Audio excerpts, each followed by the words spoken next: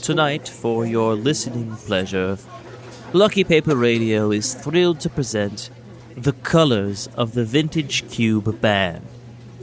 In the full band, as you'll see reflected in your program, we of course have white, black, red, and green.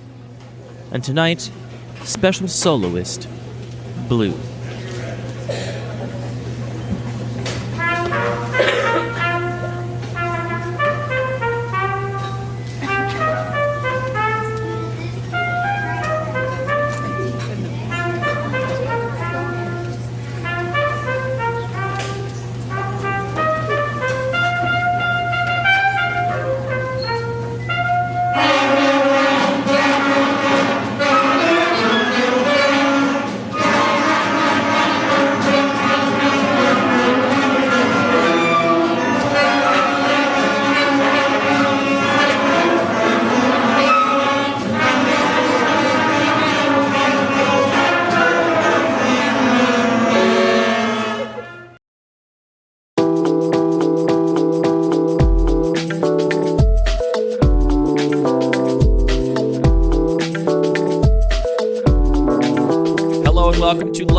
Paper Radio.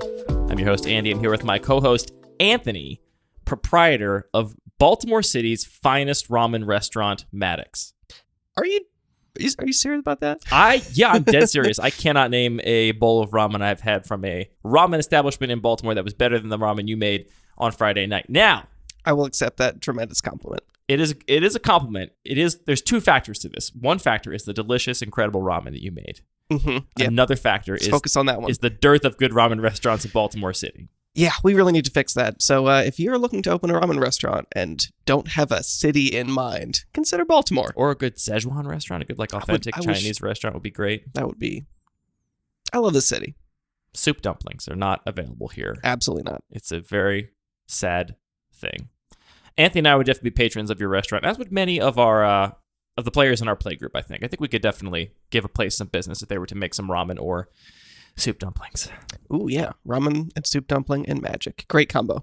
It's truly a great combo. It really is. It's great. It's perfect. Anyway, it was a fun project. I like spending literally all day cooking and playing Magic. Just all day? I'm sure it was a multiple day project. I mean, the plan started on Wednesday. I had a couple different grocery stores to hit up. I had a couple different things to salt and get prepped. How long in advance did you make the spiralized pork belly? That I actually made a couple days ago. Yeah. See? Yeah, you just make that and it just sits in the fridge. Multiple day cooking project. My backup nickname for you, which maybe I should have gone with, was just going to be Santa Cubes, because of the great gifts you give to our local play group. You're such a generous spirit. Oh, unless they're mean, and then I give them coal stokers. In the spirit of Crimbus. This is our Crimbus episode, by the way, so if you celebrate Crimbus, Merry Crimbus to you. Merry Crimbus to you. On this episode, we're going to be talking about the Cube night we had, where not only did we enjoy delicious ramen, but we also did the inaugural draft of the Irregular Cube, which I'm sure will be the main point of discussion on this episode. And then maybe we'll get a little bit to, we also drafted my cube afterwards, and I have a couple little musings that maybe we'll get to. But most importantly, I want to talk about the Irregular Cube, which means, Anthony, we got to start with a pack one, pick one from the Irregular Cube, of course. So, Anthony, just to refresh people's memory, for those that have not listened to any of our prior episodes about the Irregular Cube, this is a lower-powered environment, synergistic kind of archetypal environment, kind of like your regular cube, but it has different archetypes and different decks that are supported. But the important novelty here, the thing that sets the Irregular Cube apart, is that you do have a big batch of rare cards, which you insert at a lower density into the cube at random. Yeah, so I just took 32 of those cards and a big stack of the core list and shuffled it up and then dealt packs from that. It is sort of like there's a lot more explicit synergies than you might find in something like definitely like the MTGO Vintage Cube or even your Bun Magic Cube, but it's not quite archetype driven in the sense that every color pairs are still doing different thing or lots of overlapping stuff. There are a couple things that are a little bit more linear, like you ended up drafting. I don't know if you want to spoil it. Let's not spoil it. We'll get there. You ended up drafting one of the more linear sort of themes, but I kind of like that. One of the more incredible, powerful, great decks. It was incredible, powerful, and great. But to have some themes that are sort of different sizes, different textures, different shapes, so that, if somebody just sort of wants to do the more linear thing, that is potentially a thing that they can do at the table. Your design intention is that players are not able to conclusively determine the rares by looking at the pack. Like, they're not supposed to be marked in a way that someone would say, this card is clearly a rare. That's true. I mean, in retrospect, maybe I should have just marked them and said these are what the rares are, just because I feel like too much discussion gets focused on that because it's like it's an easy question to ask. But I think it's just not that important. Like most of the rares are more powerful than the main list by a good margin. Some of them are not. There are also plenty of cards that I feel like are also fairly strong, but them showing up frequently is not negative to the environment. So I'm okay with that being very fuzzy. And I'm saying all this with the caveat that this is a brand new cube we drafted for the first time in paper. All this could change, but that's kind of where I'm at right now. Yeah. So given that, I just don't think it's important to focus on that aspect of it while you're drafting. All right, well, let me hit you with the pack, and this is from your Cube Cobra list, and you have, in fact, programmed the pack so it collates correctly, which means there are 1 or 2 rares in this pack. I think I have a guess at what they might be, but I'm curious to maybe after we've decided what card we're going to take, spoil which cards are actually the rare or rares in this pack. But first, the pack is Demonic Embrace, Roar of the Worm, Ruthless Sniper, Go for Blood, Kabuto Moth, Stagger Shock, Spore Sower Thallid, Fairy Vandal, Horizon Canopy, Asylum Visitor, Ardenvale Tactician, Lightning Axe, Psychotrope Thallid, Vulturous Aven, and Void Mage Apprentice. First, what are you looking at this pack, Anthony? A couple things stand out to me. I think it's actually pretty close between Stagger Shock and Horizon Canopy for me. Yeah, I think it's definitely going to be one of those, depending on how I'm feeling.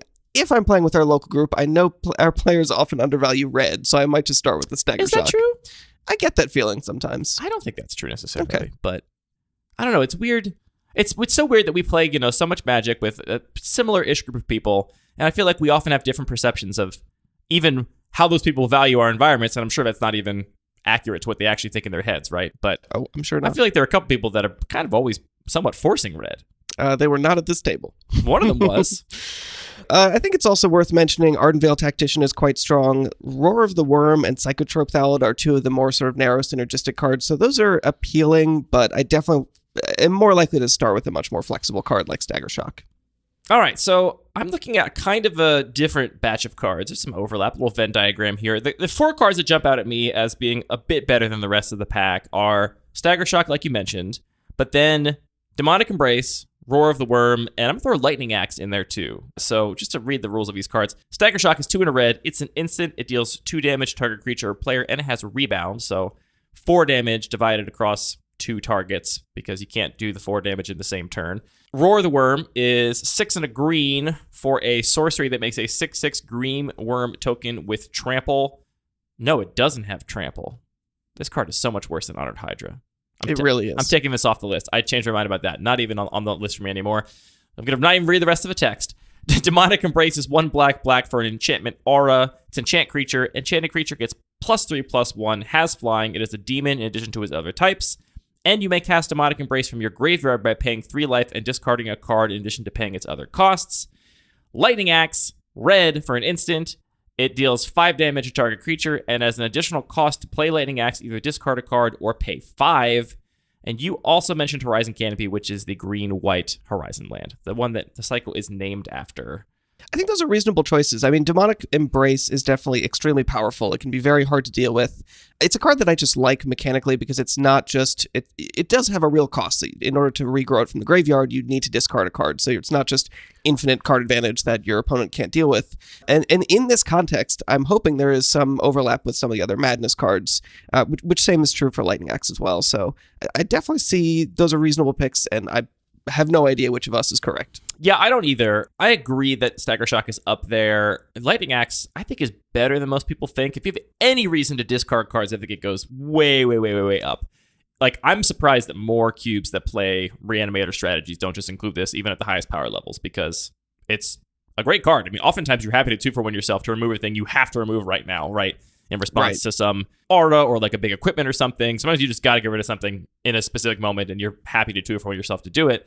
And, the fact that you can very often in many cube environments get some value off of the discard, and here, Madness being one of the themes, I think, honestly, I'm just going to be true to brand and just be take the 1-mana spell and just take that Lightning Axe. Fair enough. Are you on Stagger Shock then? I'm going to start with Stagger Shock.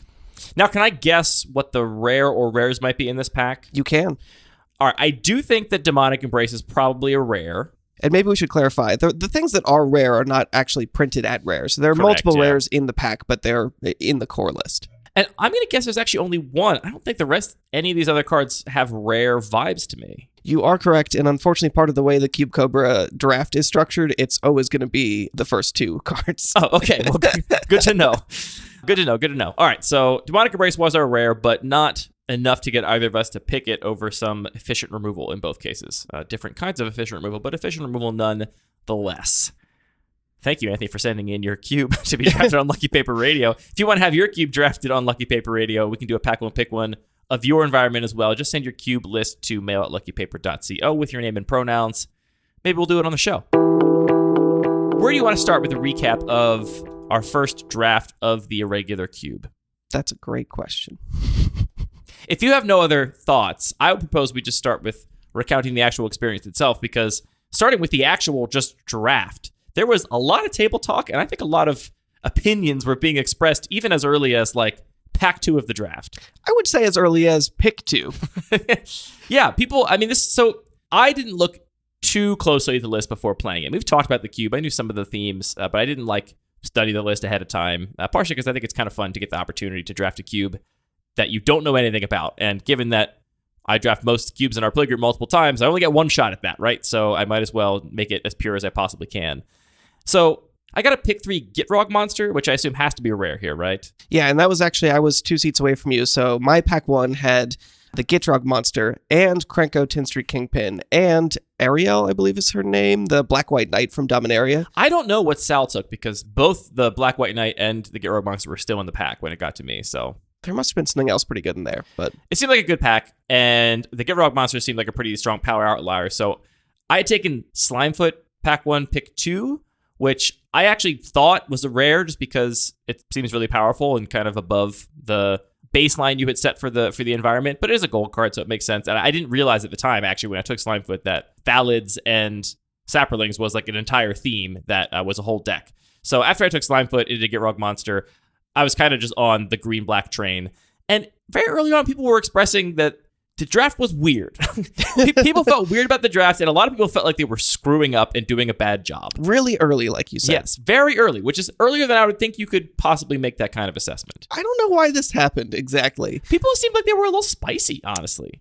So I'm just going to take this as a data point. Hopefully we can get maybe not all of the same people, but some people to draft this cube again and actually get some meaningful data. But I think again, what so much of cube design comes down to, like we talk about again and again, is really just setting expectations. Yeah. If people know what they're up for, know what they're getting into, you can enjoy all kinds of Magic in different ways. But I think that people maybe just didn't have any expectations maybe. And so they just felt a little bit lost early in the draft. Yeah, I think that feeling came from just seeing a very weird set of cards in a pack. Like, right, yeah. Here's a couple powerful cards, and here's 4 cards that, in the words of some players in our playgroup, I would never put in any deck in any environment ever, which is pretty strong words. I mean, I've seen Misery Cube. Words. I've seen Misery Cube, but I think people definitely felt like there was a wide range of power levels, and also not just that, but just a wide range of themes too, because some of these rare cards, like the Gitrog monster is in the cube, there isn't really a like lands deck, but there is this kind of incidental discard and like a little bit of self-mill stuff, so there were ways to make it work, but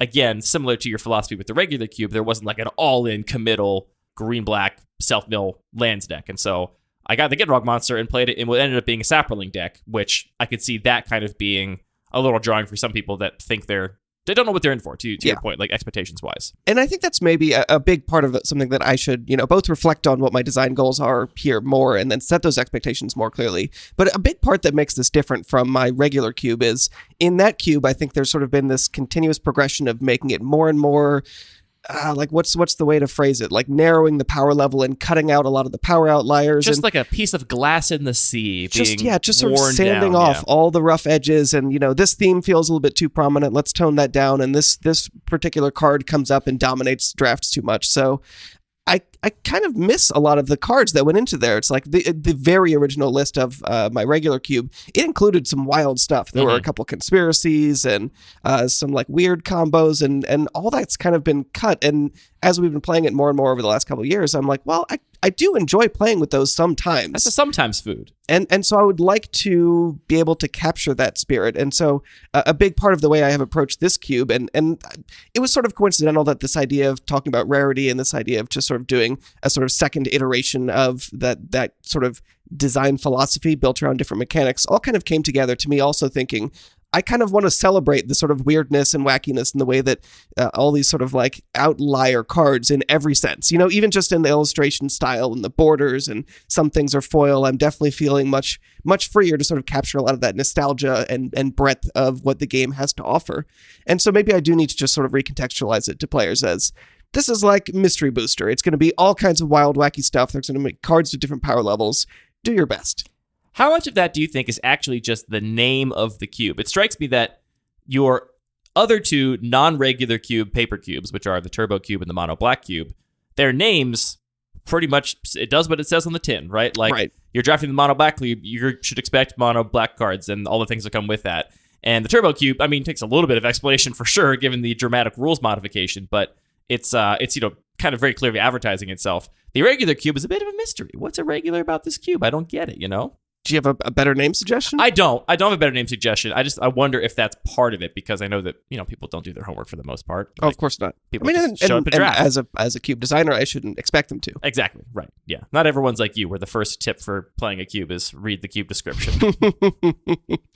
So people had some weird feelings. There was at least like 3 or 4 players that were like, my draft is a train wreck. I don't know what's happening here. And I don't think most of them were necessarily right, because, again, they didn't have expectations of what like a good draft looked like. You can talk about your draft a little bit. For my own draft, I ended up in black-green, like I said. Turns out Saprolinks is a theme of the cube. And listeners to the show will know that my normal technique, my normal strategy for drafting is to largely kind of ignore synergy that is unlikely to come up very often. We've talked about this in the show a lot, where the regular cube is built around these small little synergies. Like, I got my Swiftblade Vindicator and I got my Aura, and so now these two cards, if I draw them both, are much better. But I'm just sitting there saying, well, I'm not going to draw them both all the time. I'm usually just going to draw one or the other, and either card on its own is slightly below the average on this cube, so I'm going to take all these other cards that are at the average or slightly above, and I tend to end up with like good stuffy decks that eschew synergies, just because that's what my value set is. So in my seat, black-green was pretty open, and I was taking all the best black-green cards by my evaluation, which frankly was not any of the Saproling cards, with the exception of Slimefoot. I was pretty much just like passing up on all of them. I was taking removal spells, I was taking Edge of Autumn, I was taking stuff that was just good stuff, black and green cards. But as it happened at this table, I was just wheeling every single Saproling card. Like, pretty much all of them just came back around the entire table. So in all 3 packs, I was able to take generic good stuff early on and then just wheel all of these good Saproling cards, which ended up making my deck very potent. I did get the 3-0, and I had in my main deck 12 cards that had the word Saproling on it, which is a lot. That's a deep commitment to a theme, and all that synergy really did work very well for me. So I was going to say, I'm not surprised at all by anything that you said until you got to the last bit. Which bit? Where you got the 3-0. Oh, you were surprised that the Saprolings pulled it down? I was honestly very surprised, because, like I said, there are a couple sort of themes that are supported to different degrees, and I just love Saprolings. That's a thing that I know about myself. And Vertiloth the Ancient is one of my favorite cards when I was a kid and playing. Fantastic card. Maybe I should put that in here. When I was sort of looking at some of the sets that I was taking inspiration from, like the Time Spiral block, like Dominaria. Ultimate Masters, like Dominaria, these are sets that I really enjoy drafting, and a lot of them have a little Saproling theme, and I was a little bit struggling to find like what else makes sense in green. I ended up throwing a chunk of them in and felt justified by, that's sort of an oddball, but it did kind of work in some of those sets. So I'm not surprised that you ended up getting a bunch of them because people weren't necessarily interested in them. I am surprised that there was enough volume for it to be so incredibly potent. And it really did feel, your Death Spore Thallid was just backbreaking a lot of games. And you just had enough ways. Really impressed me. It was amazing. Impressed me. This is the first time I've designed a cube where a very explicitly synergistic deck took off in the way that it did in this case. Yeah, and just to read Death Spore Thallid, that's just 1 in a black. It's a common from Time Spiral. It's a 1/1. It's a zombie fungus, and it has the Thallid text, so it gets a spore counter on your upkeep, and every 3rd turn you get to make a Saproling. And it also has the text, sacrifice a Saproling, target creature gets -1/-1 until end of turn. And I killed 6 6s with this thing. What? Oh, yeah, for sure. Absolutely. There was a game where I just basically, this was an ongoing plague wind. My opponent just couldn't land any creatures because I was making 3 or 4 Saprolings a turn and just killing whatever they played. Very, very potent card that really overperformed for me.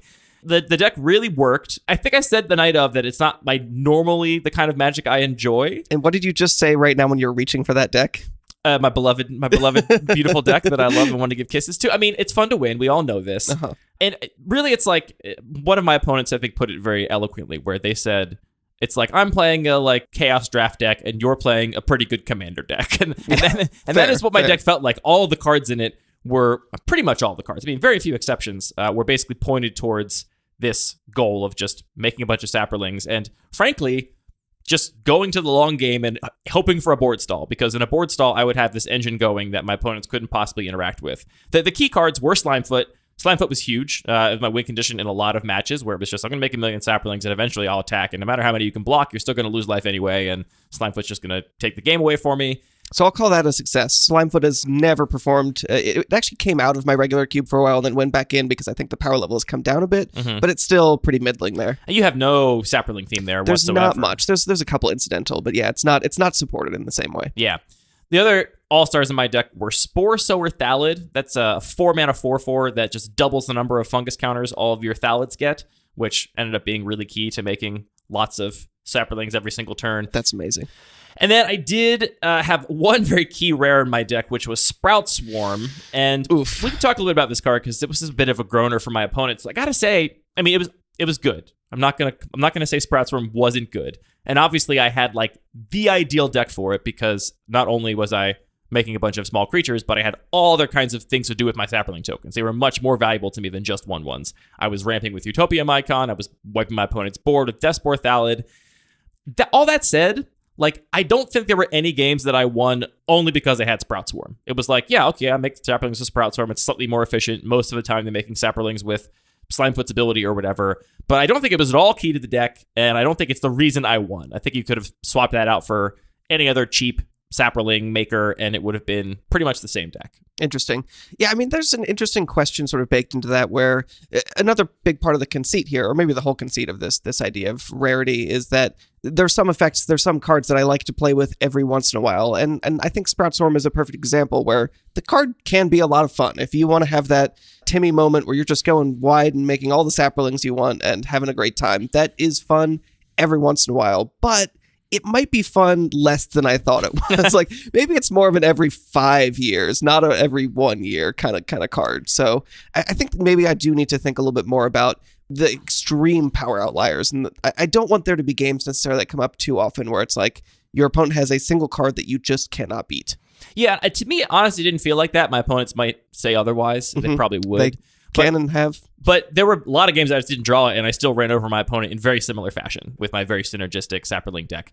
So, I don't know. I mean, that's a note on Sprout Storm. I will say that I never played this card in Planar Chaos Draft, which was where it was a common and apparently a huge nightmare. I mean, this card a common in a draft set seems like that seems. Yeah, I was also not playing mistake. at that time, but it seems abysmal. Seems like a true R&D oversight, to say the least. So I get that that's a big groaner there. My only real experience playing with this card is I used to have this in a Jeskai Ascendancy EDH deck where it was very fun to kill my opponent with giant Saprolings. Because all you need to do is get to 5 of them and then you just make them infinitely large and make as many as you wanted. So that was pretty cool. Here, I took note that the play patterns were not quite what I expected, and they were perhaps not the healthiest play patterns. And what I mean specifically is that a repeatable token generator is a repeatable token generator. It's going to be inherently grindy, and that can be fine.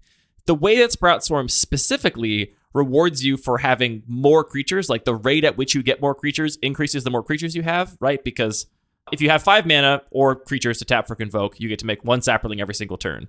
If you have 10, you get to make 2. And then the fact that once you get to enough that you're making more Saprolings that can then push you over the edge to the next batch of 5, then you can just it starts growing kind of in a really weird, faster way. It's like compound interest. Save a penny today and you save more pennies later.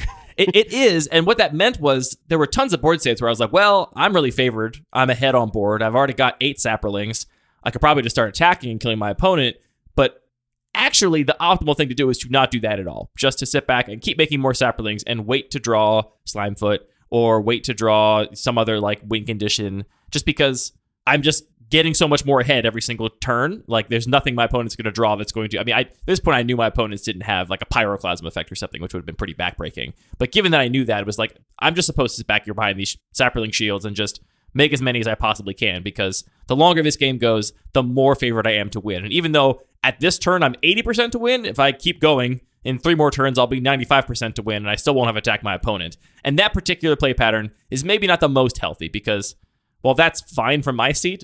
No skin off my back. I wasn't not having fun doing that. My opponents, who every turn were just seeing their win slip further and further and further away, well, I wasn't even killing them. Their life total was still 20, maybe a little bit tilting. Definitely. And I think that the key lesson that I would say there is just that a power outlier is one thing, but the way that it is too powerful in those kinds of play patterns is also very relevant. So if there's something that is powerful and it comes down and it ends the game, fine, no problem. You cast your big spell, you got to 8 mana, you did it. But on the other hand, if you're showing me a card like Tetzamok, the Primal Death, every turn, and it's like, from turn 1, I know this is coming and you're going to destroy all my creatures, that is a totally different experience than if that information had been hidden from me and you just played it on turn 6 and won the game.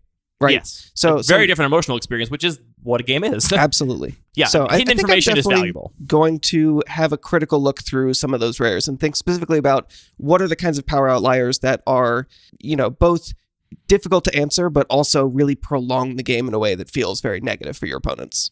Yeah, and I know you did already have an eye to this, right? You didn't just blindly choose rares that were powerful. Like, I know there's no Oko or whatever in your rare module because... yeah, the card's really powerful. It doesn't belong in the main deck, but just because it's really powerful doesn't mean it has a place in the rare module either, because that card's not particularly fun to play against for most people. So yeah, I know you've already taken that look, and I don't actually think it was that overpowered, but I did note that the play patterns just felt kind of like, oh yeah, I guess I'm just supposed to do this and nothing else. I actually had one game where I was like, well, I have 2 mana left over. I might as well cast this Myra Triton in my hand. And when I did, it allowed my opponent to cast Soul Manipulation and get back a creature from their graveyard, which they could have done anyway as a 3 mana raise dead. But still, it's like, that's what I get for doing anything other than making a bunch of Saprolings. Really because punished. All I should do is just make Saprolings, apparently, when I have Sprout Storm in hand. So, yeah, I don't know. The deck was really cool. It's not the kind of Magic I normally like to play because it was contingent upon getting all the pieces in play, but my opponents didn't seem to have much interaction, and it's fun to wipe your opponent's board repeatedly with Deathspore Thallid. I'm not going to lie. Like, that comes up. I did it. The fun thing is you can do it all at instant speed, too. Like, you leave some fungus counters on your creatures. Your opponent attacks. I think they figured it out. And you're like, I'll make 3 more Saprolings. I sacrifice them to do this. Trick that guy. He dies in combat. My opponents misplayed a lot against my complicated board, too, I have to say. Hard to play around Deathspore Thallid. A lot of math to figure out. I know, I definitely did. Well, I'm glad that some people had a good time in this draft. How did your draft go, Anthony? We played, so I know a little bit about your deck, but give it to me as if I didn't know anything. I had a good time. So I think that with my deck, there's sort of another aspect to this idea of rarity that's worth talking about. So I ended up drafting Boros Aggro. I first picked, between those cards we mentioned, Krenko, Tin Street Kingpin, which is, I don't know why, for some reason, some cards you just fall in love with. And this card just, it gets bigger. It makes goblins. It's a Goblin Rabble Master that has synergy with stuff, as opposed to Goblin Rabble Master, which just has synergy with killing your opponent. Put a sword on it and have a great time. And then I ended up getting a couple other cards that were interesting. I think I got a Hell Rider, which, just whenever you attack with your creatures, you deal a bunch of damage to your opponent. White was very open, so I started with drafting red and took a couple blue cards and then ended up, finding that white was very open. So added that as the second color. Didn't end up playing too many because I got a bunch of double white pip cards, but regardless, I had a couple extra powerful cards there. And lastly, I had Wheel of Fortune, which was a ton of fun because I'm just playing this aggro deck. I'm trying to dump my hand as quickly as possible and then cast Wheel of Fortune. Did that work out for you? It did. I didn't end up casting it very often, but it was very potent when it worked. And especially, when I had the sequence where it made sense and I was able to dump my hand much faster than my opponents. And what I was really interested in, and this I think is a big thing where I was looking for this, other players were not, that I was interested in playing with some of these powerful cards in a context that was very different. So, for example, we might play Wheel of Fortune in a Vintage Cube and it's like, that's a Storm card. Mm-hmm. You only put it in the Storm deck and it does a specific thing. So the idea of saying, I want to play Wheel of Fortune in this context of like a Mystery Booster draft where I can't necessarily really do that and it's going to behave in a different way is really appealing to me. And similarly to say, well, we can take cards that are iconic and maybe don't quite function that well. Like maybe Oracle of Mul-Daya is another good example where this is a very popular card among cube designers. Would you agree? Yeah, contentious, I would say. But people that like it really, really like it, yeah. And I think that it's really weird that you take Oracle of Mul-Daya and you put it in the context of the 360 other best Magic cards -1 in the history of the game and play it there. And it just actually doesn't function all that well against like the kinds of interaction and the other kinds of card advantage that you're going to get in that environment. So being able to say, let's have this kind of like low-key environment and put Oracle of Moldiah in it. You're now playing a completely different card. You're not playing Oracle of Moldiah against... It's all relative, yeah. It's, the fact that it is relative is super important. So I was really interested in taking some of these cards and saying, well, what if I get to play Krenko as a crazy bomb? Mm-hmm. Is that going to be more fun for me? Right. I think it is. Instead of Krenko in my cube, for example, which it is in my cube, but there it's like a filler level 3 that you play. You're going to need a 3-drop. You play because you want 3 drops sometimes. So yeah, and that's, I think, the most exciting thing about this cube. And Wheel of Fortune is a great example. That is a card that I have often looked at longingly and thought, I wish this was good enough in my cube, in the Bud Magic cube, as aggro top end, as like a weird Kroxa deck that just, wants to dig for Kroxa and like dumps a bunch of cards in the yard so you can then reanimate your Kroxa. Like, I wish it was good enough for those weird synergies to be worth a 3-mana sorcery that maybe refills your opponent's hand. And in my environment, it's just not. Like, it's a liability. I think if I put Wheel of Fortune into my cube, you should not take it or put it in your deck, and you'd be wrong to do it for the most part. I think that's my evaluation of it. And so the fact that here, the lower power level is not just a thing that you've decided arbitrarily or a thing you've decided to, give the finger to powerful cards, but it is a choice you've made to make these cards behave differently as you described, and you can play them in this new context now. That is really exciting, and I really do like that about the cube. Yeah, I mean, have you ever cast Wheel of Fortune and discarded a Madness card? Have I ever done that? I don't think so, No, I don't think anybody has done that because people aren't putting these cards together in this irregular way. Did you do it? I didn't, but... So I do, yeah. I have a lot of notes for myself on small changes to make, effects that I want to turn up and make more visible, make more prominent, and definitely the Flashback and Madness are two that I would like to. Any other reflections on playing your deck? Your deck was hyper aggro. You took the only game off me I lost all night, and that was a game where I kept... it was a 5-land opener, and it had the Gitrog monster in it, and I forget what the 7th card was. It was some like replacement 2-drop, I think, whatever, like a Utopia Mycon or something. And I was like, this will be fine. It ended up not being fine because you played 1-drop into 2 more 1-drops with haste and then just smash me. Yeah, Loyal Pegasus into 2 1-mana 1/1s with haste was a pretty good opener. I should have been nervous when you led on the Loyal Pegasus because if you have any other 1-drop, you lead on that one first, probably, because otherwise the Pegasus can't attack for a while anyway. But the fact you led with that should have been a warning sign to me already. Yeah, I also had Dreadhorde Arcanist, which is, again, one of my just favorite cards because it has all these sort of incidental things it can do, and the baseline is, like, it's very strong, but you do have to build around it a little bit. I love that card, and you and the regular cube are largely responsible for why I love that card. And like you said, everything plays different in different contexts. It is in my cube as well. My cube is very different than the regular cube. It's a totally different card. It's a pretty different card there because you are like guaranteed basically to have a suite of cheap spells you can either use as a removal spell or a cantrip. Your cube, it's much more like put a counter on it, put some equipment on it to get some real value off of it. But man, that card is fun. Ooh.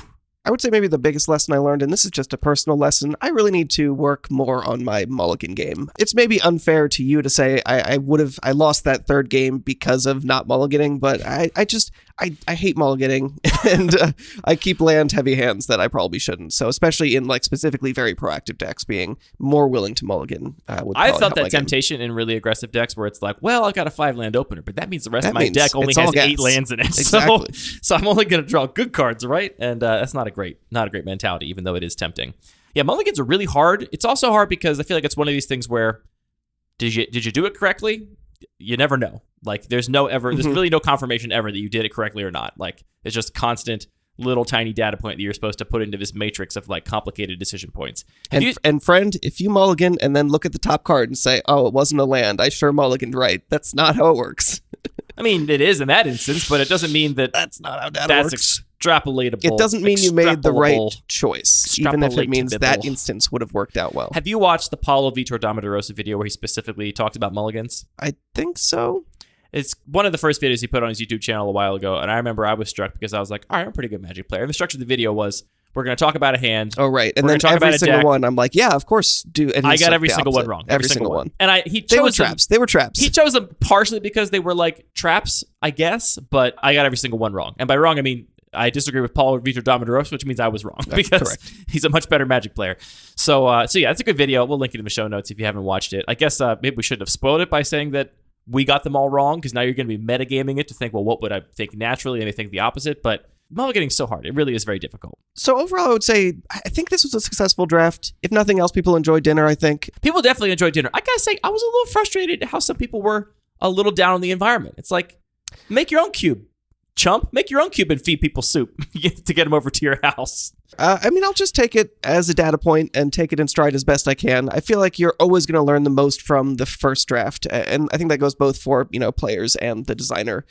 So I'm going to keep working on it. Hopefully we can get to a good place. I do have a couple of notes about this draft overall. I will say that this draft included a player who doesn't play Magic all that often. A friend of ours that we looped in to be the 8th, who last time they played Magic, period, was like 2 years ago, and they cubed with us with a different cube, right? And so like they're not often playing, they're not on top of the new cards, they're not keeping up with the news, and they were in the finals of this cube and went 2-1 and had a good time.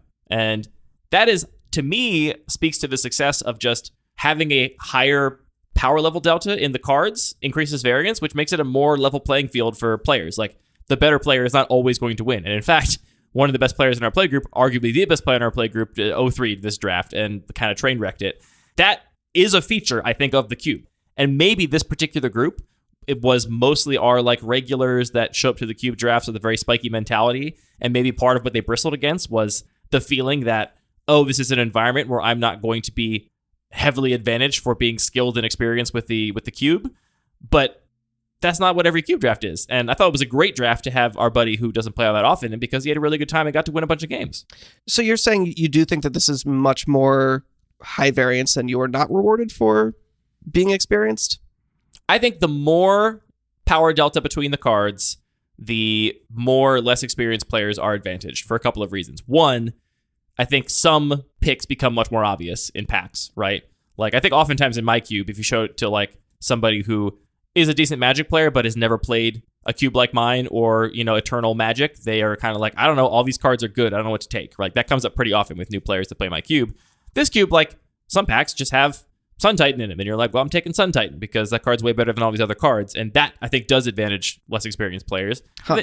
Don't you think that... I think that there is definitely, for some picks, for some players, I can definitely imagine that being true. I think there's also another force, which is that the experienced players will know those decisions, and those decisions are more punishing when the power level is bigger. I think it comes out in favor of the less experienced players, though, because the other thing is that there's just more variance in the games, right? Like, if there are more powerful cards in people's decks, right. If I have 3-ish rares in my deck and my opponent has 3-ish rares in their deck, and I just draw mine and they don't draw theirs, then it's a little more variance, which means I can win a game that I otherwise maybe wouldn't have won. All that I think does favor less experienced players, and I do not mean that at all as a criticism. Like, I think it's actually a great feature of the cube. Frankly, I don't think we have very many cubes in our play group that are welcoming to less experienced players. Right. And so to have one is great.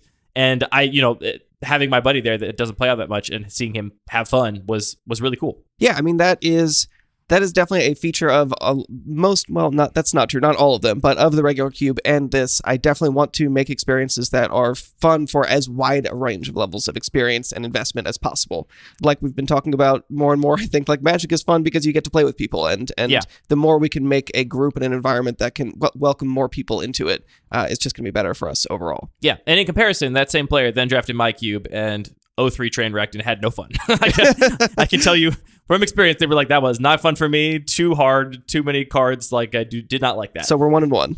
Right, I mean, that's like, it's so easy in a podcast where we talk about Cube every single week to a lot of players that think about Cube all the time, and Cube is their favorite format. It's very easy, I think, to get lost in the weeds of focusing way too much on that audience of people that are very invested. And so I want to like take note of that. Like, yeah, my Cube, which I spent a long time lovingly crafting, and I really like, and I like the design philosophy behind. My philosophy is not really to be welcoming to new players. Like, that's not one of my primary goals. Where it's not contradicting with one of my other goals, I will try and cater to that. Like, I'll avoid cards that I think are unnecessarily complex and don't add to strategic depth or whatever. Like, that's fine. But for the most part, I'm like, no, I'm trying to make a skill testing environment that people that know and understand Eternal Magic are excited to draft and play repeatedly. That's just not good for someone like this buddy of ours. And so I'm glad we have another cube in the play group that I think is maybe more conducive to a random group. I think if you were to take this cube down to No Land Beyond and just get 7 other random players that mostly play EDH or whatever to hop in and play this cube, they'd, in general, have a lot more fun than if I did that with my own cube. I take that as a compliment. And I get that there's a lot of complexity definitely meant and as a compliment. There, and I think I agree.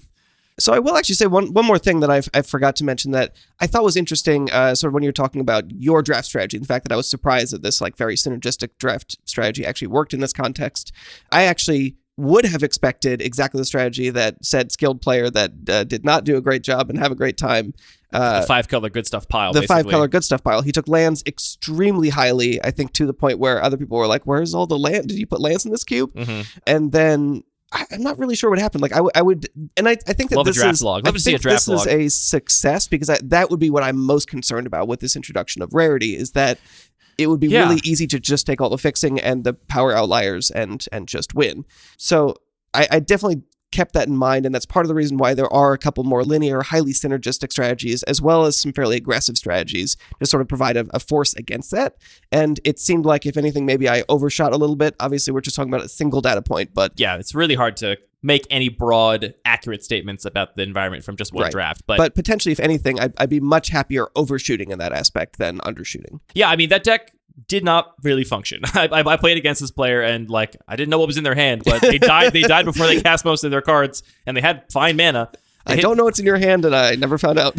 There was a lot of like, oh, this card literally does nothing. Like there's a lot of chuckles when he drew a card because he's like, that does nothing on this board state. Like I think it was like, I have a pacifism and you have 9 1/1 saprolings. Like this does nothing Pacifisms for me. are really bad against saprolings. Yeah, and Slimefoot and all the things.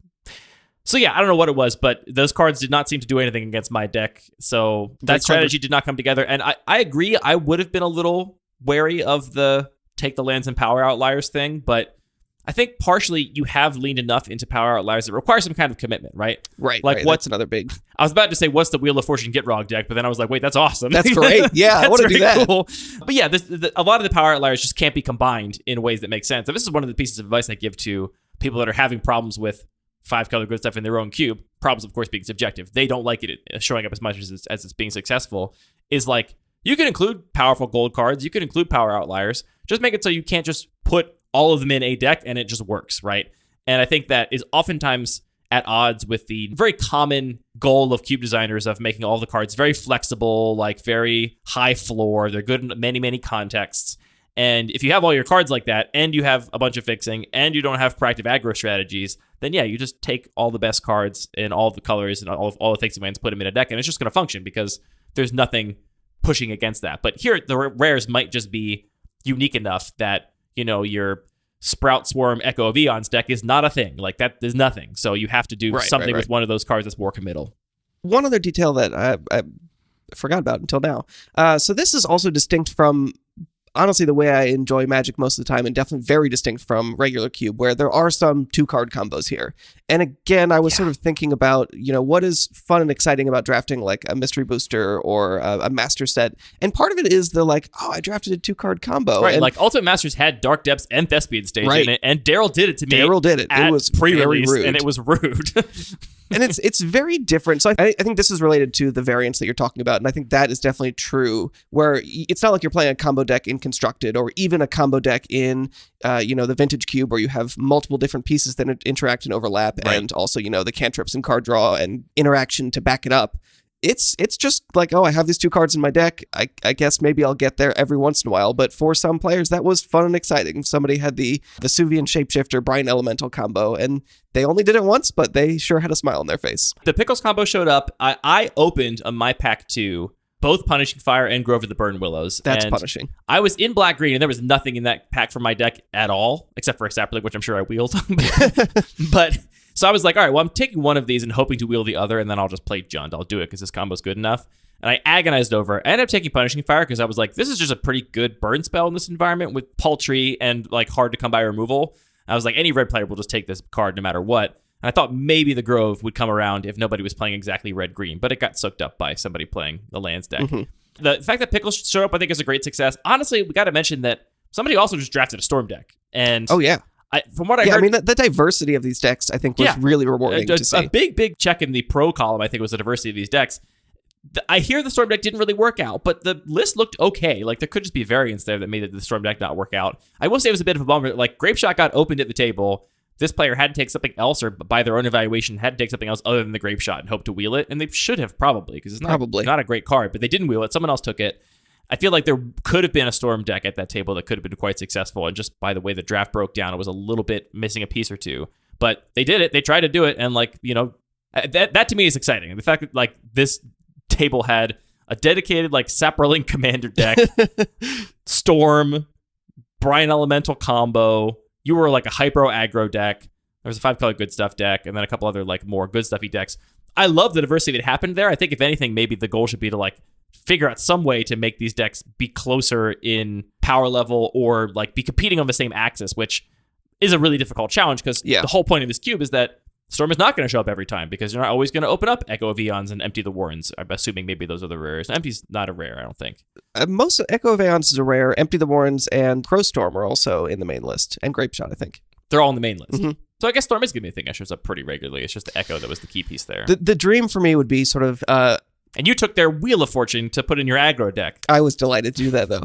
The dream for me, honestly, would be to have fair Storm.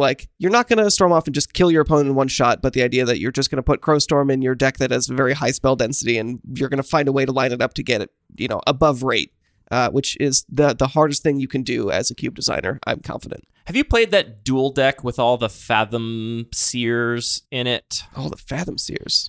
There's a dual deck that's a spell slingery dual deck that... Is it not the one that has Peer Through Mists and Reach Through Sands? Maybe?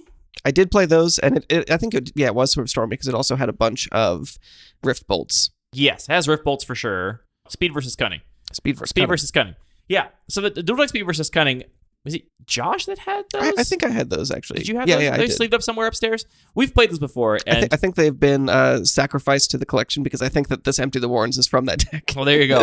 That deck specifically, I think is a really pretty solid implementation of a fair Storm deck where you are not going to Empty the Warrens for 15, but you are going to, if you do your spells right, turn Empty the Warrens into a 4-mana, make 8 goblins, which is really good.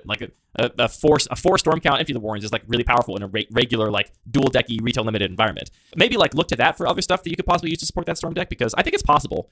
It is really difficult because so many of the Storm cards just are hard to draft because you can't commit to them unless you know you're going to get other pieces of it. Or something like Rift Bolt is just going to be taken by anybody that's playing red. Because I think it's also a challenge from not our design perspective, but from the design perspective of people making Magic cards, that when you're costing a Storm card, if you want it to work in retail limited, it's going to be completely busted in formats that have access to cheap mana and cantrips and stuff like that. So there are so many mechanics that scale well with different environments. Storm is the thing that scales the worst. I think about this a lot. And I think about it in regards to expensive creatures. Just because reanimation is a theme in Magic and has been since the early days, they just can't print expensive creatures that don't have some I can't be in your graveyard or I only get some benefit if you cast me rather than enter the battlefield. There's all these weird riders on creatures that cost more than 7 or 8 mana just because reanimating them is too good, right? I think about this stuff all the time, but the things in Magic that just are away because of a card that was printed early on. Similarly, I feel like Cascade has similar things. Because Cascade exists, for sure, all the things with no mana cost or 0 mana cost all of a sudden are just broken, and you can't print more things like that because Cascade exists. So Crashing Footfalls is a messed up card, In the moment, it felt like people were being pretty salty about the draft. I gotta say, recapping everything now, the fact that we had such a weird diversity of decks was really fun. I like to kill people with saplings, so that was good for me. I'm gonna, I'm happy about that. And again, some less experienced players have had a really good time and had a good performance because no one had any experience with the cube, so there was no unfair advantage any of us could have had for having played the cube before. But again, B, I do think an environment like this with a wider power delta and a weirder mix of cards and higher variance in general does just benefit players that are less skillful. I see what you're saying there, and I think that's definitely a factor to a degree. It's a minor thing, right? Again, this is much closer to retail limited. It's still extraordinarily skill testing, right? They play retail limited at the Pro Tour, and it's not like everyone's complaining about the variance because that's what Magic is. Magic is a game of variance, so it's not like you've swung all the way to this coin flip. Haha! Now I beat John Finkel 6 games in a row. That's not going to happen. Be great, but there is a little more, right? It's closer to the Magic people are used to. So many cubes have. Especially in our play group, have really aimed, like you said, regular cube has kind of smoothed all the edges off, but Magic Cube, even to a more extensive degree, is very narrow power level, and I aim to be very skill testing, and that's not for everybody, and it's not for me every day. So I'm glad that it exists. I think the cube was a success, and first drafts are always really hard, I think, for everybody. So I think it came out really well. And I'm kind of mad at our friends for being a little down on it. Don't be mad. Ungrateful people. You can't tell anyone how to have fun. Ungrateful people soaking up your soup and talking trash. Ugh. Sorry I said soaking up your soup. I shouldn't have said that. All right, we got a few minutes here. I do want to touch briefly on the Draft by Bum Magic Cube if you don't have anything else on the Irregular Cube. We also played my Battle Box for the first time this last week, but we can touch on that at a different time. Let's dedicate more time to that because I know that Seuss man's out there just thinking, oh, Battle Box. Battle Box. There's been, I think, an elevated, increased discussion of Battle Box in the Discord community recently too. So people have learned. Let's circle back to that. I think we'll have maybe a longer discussion about your new Battle Box because I haven't even played it yet. I want to play it first too, so I can get some reps in. I'll tease see that. What it's like. I'm very happy with it. It is a lot better than the previous iteration. I would hope so. You're a much more experienced cube and Battle Box designer now than you were when you made the first one.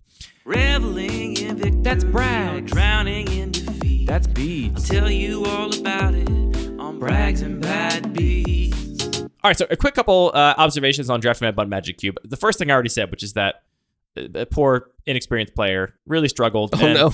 And I hope he had an okay time. He had much more fun drafting your cube than mine, I think. And one particularly upset. I mean, people got a little drunk at this particular cube night. It was a little wild, a little wet and wild. And this particular player who's less experienced ended up forgetting to put all of their non-basic lands in their Grixis control deck. So they had drafted 8 of them, which I found in their sideboard. And you're saying they'd had some drinks. They had a couple drinks. Just going to juxtapose those two facts. They were actually one of the least drunk people of the evening, but still somehow managed to forget to put all their non-basic lands in their deck, which I think contributed to their lack of fun because their Grixis control deck, which had 8 non-basic lands, fixing lands in the sideboard, was just playing basics. It was playing like a 5/5/6 mana base or something. For how many games? I mean, he played 2 rounds, I think. Oh.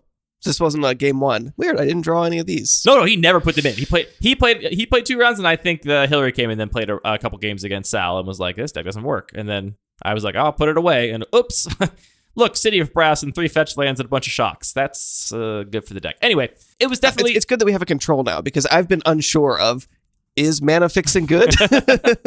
Well, one of our players actually said that they had a close game. This particular player had a close game with the player that 3-0'd the draft of my cube, which was ostensibly the best draft of the night.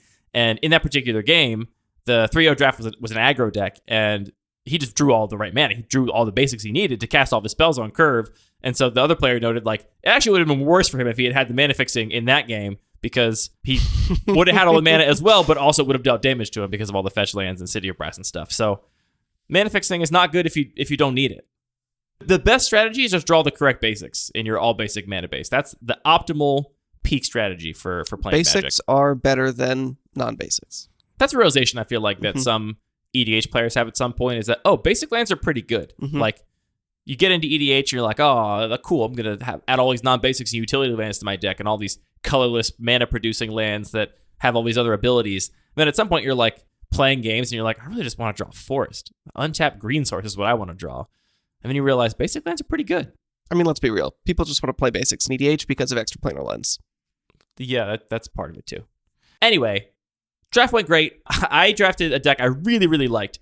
This play group of ours really loves blue in my cube, Anthony. I think it's because blue is beloved in the Magic Online Vintage Cube. Arguably the best color there because you have access to things like Ancestral Recall and Time Walk. And if you're on the fence between 2 cards and one of them is blue, the chance that you might open Ancestral Recall or Time Walk is a pretty good reason to take the blue card over the non-blue card. And let's be real, all Magic players are blue. There's a lot of that too going on. And, my cube doesn't have those cards, obviously, but I think people kind of conflate it with other powerful cubes and are like, yeah, blue's what you want to be doing. As a result, I actually very, very rarely ever get to draft blue in my own cube because I strive to draft my cube the hard way, and it's my cube. I designed it, so I think all of the colors and color pairs can work and have successful strategies. I've strived to make it that way. And so as a result of that, I always get pushed off blue pretty much every single draft. But this draft, blue was reasonably open, and I had this blue-black deck splashing white that was like a tempo deck that I really, really loved. It was really low curving, all 1 and 2 mana spells with the exception of 3. There were only 3 cards of the deck that required 3 mana to cast. And just like a really cool little tempo deck that I thought was a great example of how really low curving decks don't have to be aggro. This is not an aggro deck. I had no 1-drop creatures except for Tossiker if you count it, but you obviously can't play that on turn 1. It's a 1-drop. It was mostly just like removal spells, counter spells, card draw, but then no board wipes, no, like, I had 1 Planeswalker, but like no Planeswalker control. It wasn't like hard control where I'm just going to like stop you from doing anything. It was like, I'm going to stop you from doing enough that I can then kill you with Murktide Regent and Brazen Borrower and Master of Death and Tosiger, basically. It really speaks to how Magic has changed, that you're like, oh yeah, it's all 1 and 2 mana spells, including Tasigur and Murktide Regent, and you're not wrong, but it is a complicated statement.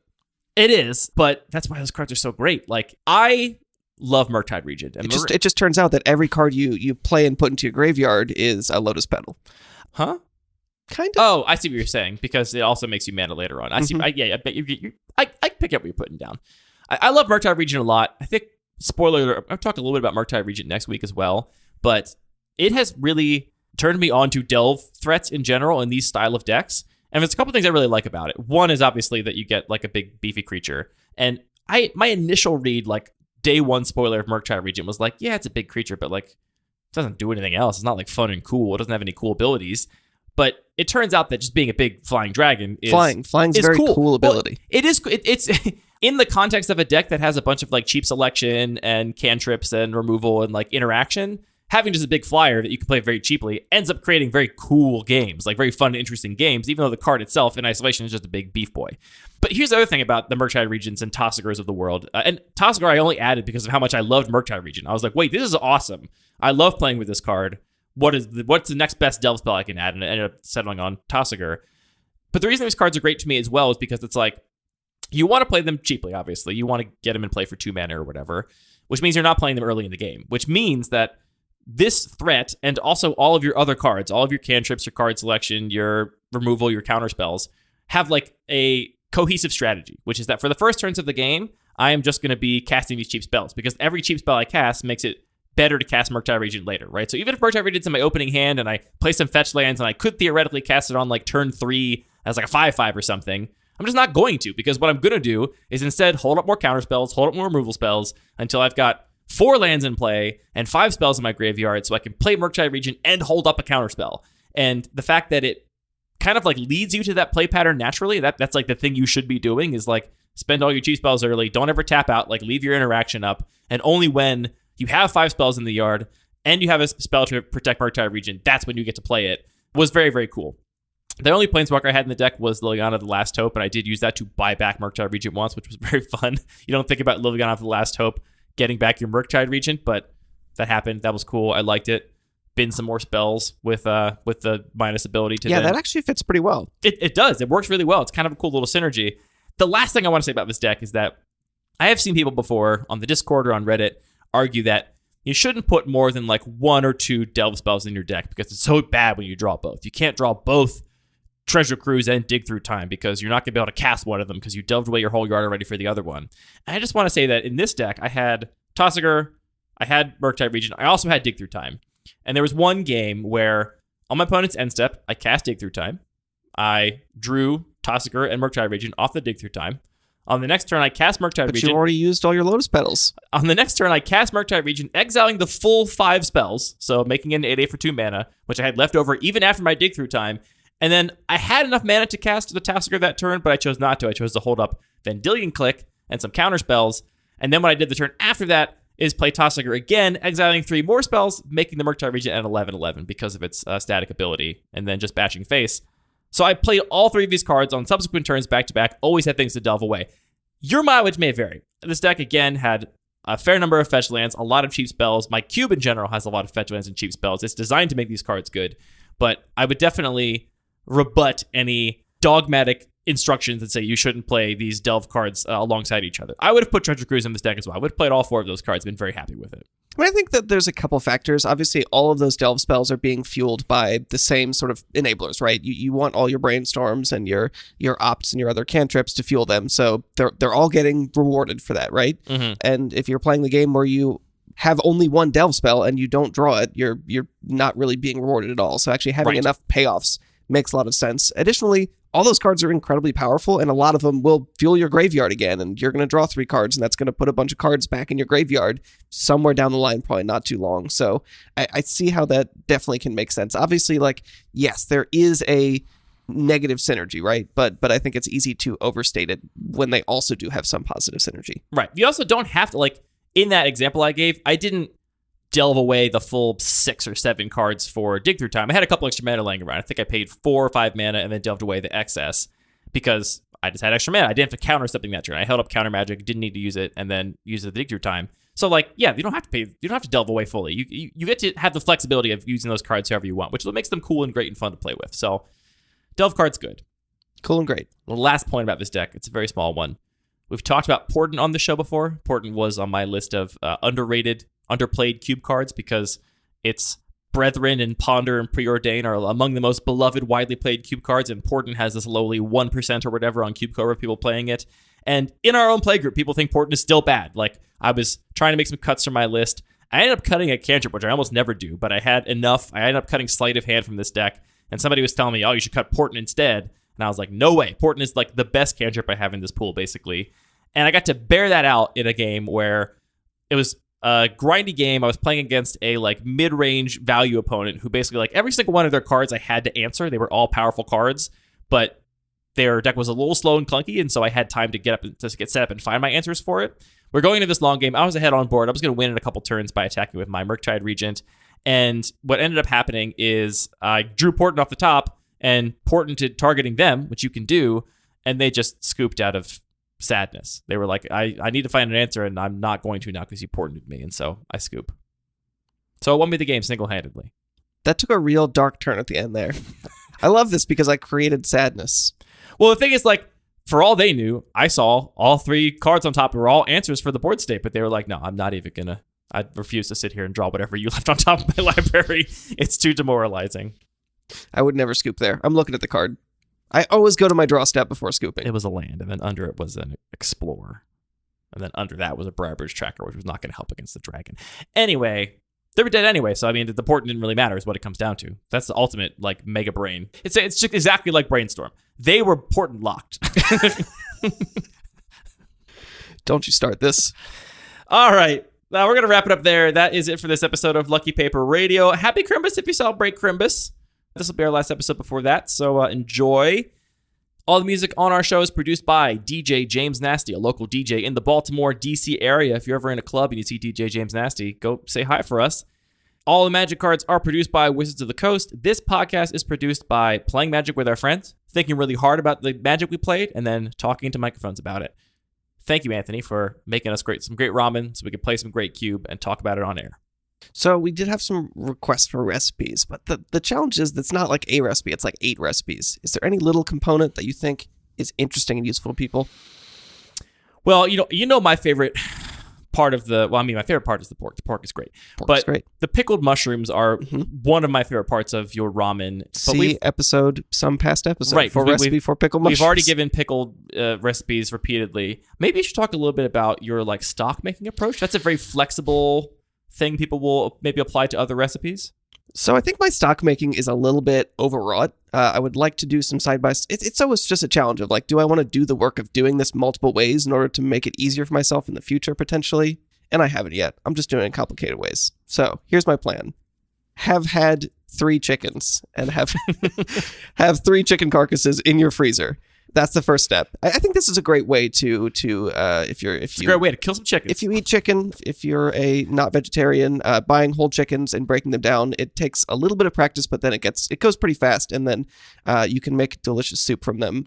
This is the thing about your whole cooking process that I'm most jealous of. I don't have the discipline to do that, but I know I should. I mean, it's really easy. You just like at the grocery store, make that choice, and then you're kind of stuck. You're priced in, I know. But I'm at the grocery store. I'm like, but look, right there, they've already cut them right up. There are the boneless thighs, and I can just put them in a pan and they'll be tasty. But your way's better. You're making a really good case for it. It's going to be tasty and it's much easier. But if you want ramen, that's my suggestion. You can also just get a bunch of wings and necks. Maybe if you have a local butcher, you can do this other ways. I just feel like such a cuck every time I buy chicken stock in a carton. It's so stupid. This is just like off-cut water that you've sold me. Well, that's what it is. But there's so much good stuff in the chicken. So anyway, what you're going to do is first step is to blanch the chicken. And this is the part that I might be doing overwrought. It might be better just to do a light roast. Blanch the chicken carcasses. Yeah. So I'll take a big pot of water boiling on the stove in batches, dump all the chicken bones in there, and then 5 minutes until the water comes back to a boil, and then put it in the sink and strain it out, and then put it back into a big pot, cover just barely with water. This is fresh water because the water that you blanched it in is now down the drain. That water is gross. This is a step I don't do when I make stock. Again, I'm not really sure how necessary it is, but that blanching water is nasty. Your stock comes out looking much nicer. You make a nice clear stock. My stock is always a little cloudy, but it tastes the same to me as far as I can tell. Fair enough. That's what's important. So then let it go for about 2 hours and then add veg. So I'll add... you do 2 hours before adding vegetables. This is interesting. We have very different stock making techniques. I'm glad we're having this conversation. I haven't done side-by-sides here. You could probably put it all right in from the beginning, but I feel like you only need like an hour for the vegetables. See, I follow a peepin' recipe, and I do like 30 minutes alone with the chicken. Okay. The chicken is alone in the pot for 30 minutes. You're alone in the pot. And then I put the vegetables in, and then it sits for another 2 hours. Okay. I mean, that sounds reasonable. So what kind of veg are you doing? I just do onion. Okay. For my chicken stock. Because I want it to be mostly chicken flavor, so I can then, if I'm making a soup, add other kinds of vegetable flavors. Yeah. So I'll do, like, not a ton, but, like, what did I do? I did half an onion, a carrot, a bundle of scallions, and dried mushrooms. Yeah. Oh, dried mushrooms. Interesting. A couple dried shiitakes, a couple slices of ginger, which I honestly do in my regular stock, even if I'm not making specifically ramen anyway, because I'm a little bit ginger goes most places. And, like, a small star anise as well. I'll do star anise as well, so I don't call it a vegetable. Is it a vegetable? No, but it's going in the pot, so... Well, so I'll do like some thyme, star anise, peppercorns, and cloves. Cloves? Yeah. Wow. All right. Like 8 cloves for a whole pot of stock. Huh. I just follow the peepin' recipe, man. Man. He's a smart guy. So then I'll just let it go for, maybe 4 hours total, and then just shut it off and let it cool slowly so I can strain it without scalding myself. And then for the actual ramen, then I will season it with some soy sauce, salt, a little bit of sherry or sake, and what else do I put in there? I don't know. That's probably about it. That's what it tastes like. It's very good. You can also obviously do like miso or just salt. I want to clarify that I do know that Jacques Pepin's name is not Peepin. I just like to call him Peepin. It didn't even register to me. I don't think it's pronounced Peepin. that's what I call him in my home. Gotta call him Jackie Peeps. I just don't want to get... That's what his friends call him. I really don't want to get some Discord message or tweet that's like, it's Jacques Pepin. I know it's Jacques Pepin. I just like to call him Peepin. All right, we done? Yeah, great. Step 5, enjoy delicious ramen.